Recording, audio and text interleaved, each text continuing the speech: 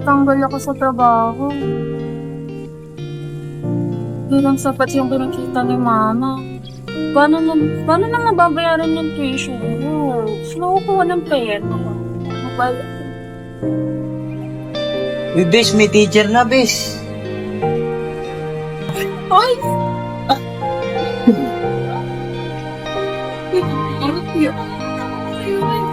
Parents, where did you go?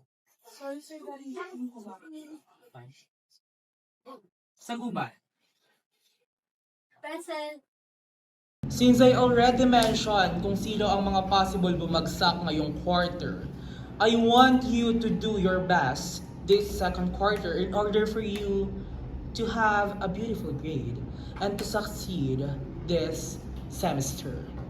So for our agenda today, you will be assigned to draw the best thing or you will portray the thing that you love. So kung ano nga ba yung best para sa buhay nyo.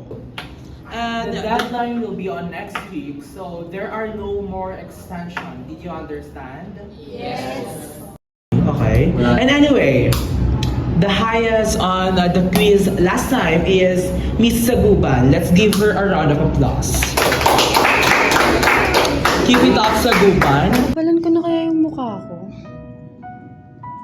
Tatanungin ko ba sila kung gusto nila magpagawa sa akin? Kaso kasi puro lang sila AI. Kaso wala na akong pera. Kailangan ko rin ng income. Wala akong mapapala kung iunahin ko yung hiya ko. Paano ko mapapaaral ng hiya ko? Shit. Sige na nga.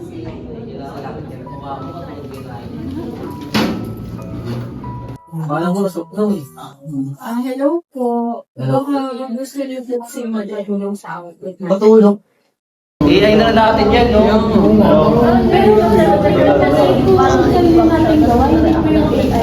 Mas madali pag AI. Ay, naku. Easy 99. Alay mo. Ay. Ariel? Ako sa'yo, Ariel. Ano bakit? Tinry ko kung pwedeng magpagawa sila sa akin. Diba? Nang naman ako sa trabaho. Kasi sabi nila AI daw. Ano pa nga ba maasahan ko sa mga yan? Ganyan naman yan lagi. Gusto nila AI, tapos pag mababa yung base nila, nagdadawin sa amin. Tapos sasabihin nila, 80 lang. Kasi madali lang. Kasi masasakutan yung AI imbis na mankind siya or yung tao. Wala pa tayong hirap. Inaasa na lang si AI. Diba? Kasi may Jollibot na. Tapos yung works off. Yes. Hindi enough. Ang tagal ko na doon. Tsaka kinausap ako ng manager. Gusto daw niya magbawas sa empleyado. Bakit ako yung tinanggal niya? Ang tagal-tagal ko na doon. Hindi na mapapakiusapan. Mukhang decidido na siya. Ang dami niya na rin binili yung Jollibot. Baka di naman kayong linis ng CR ng Jollibot eh. Ayun na yun. Nagtatawin ko man yung nag-deliver ng food. Kaya ba? Parang kayo po, diba? Take over na. Ano ba kaya nilang gawin? Nawawala yung essence ng tao pag pag AI na lang, nagdedepende tayo sa robot. Kaya hindi ko talaga lang gagawin doon. Bansa tayo. Uwi na. Uwi na kami. Hindi ako, ko kami. I-learn lang ulit.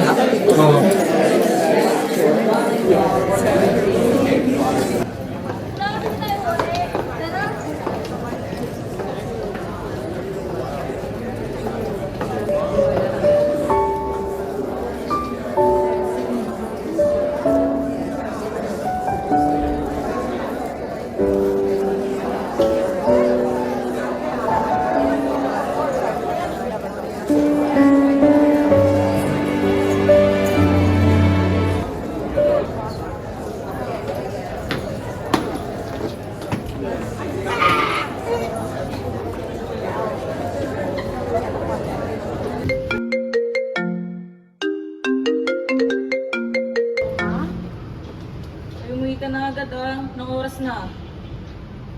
Baka daw galing trabaho, may pagkain sa kusina, kumain ka na, magpahinga ka. Sige ma, pauwi na po.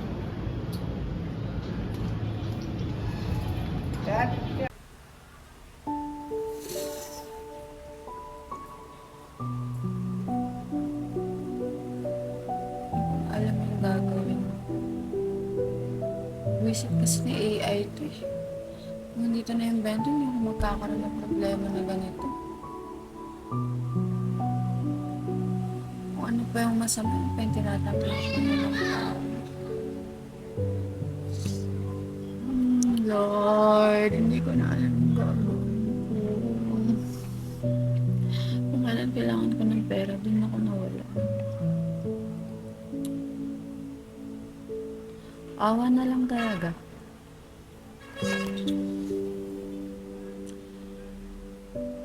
Pulaw na ako. Focus ako. Gusto ko lang mag-rant. Sobra na eh. Halos lahat ng tao nakaasa sa AI. Parang hindi sila magkakaroon ng wala.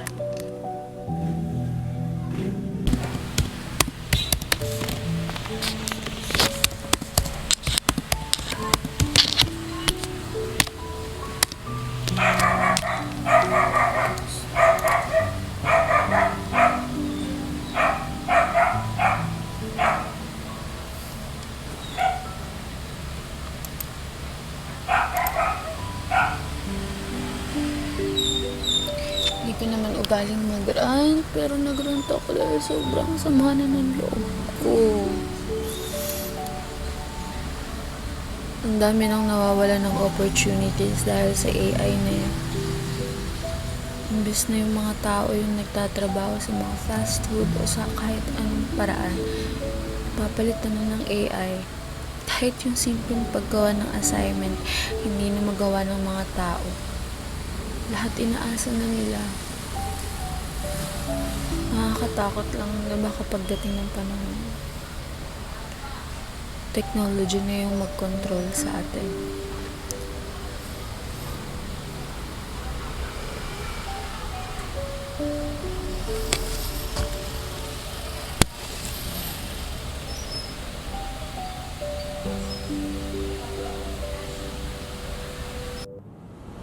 Technology can grow, but it should never outrun the human spirit.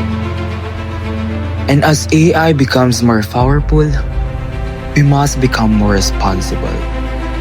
Let us use AI the right way as a tool to strengthen our skills, not as a shortcut that steals our growth. AI should guide, not dominate. It should assist and not replace. It should open possibilities, not erase the value of our effort.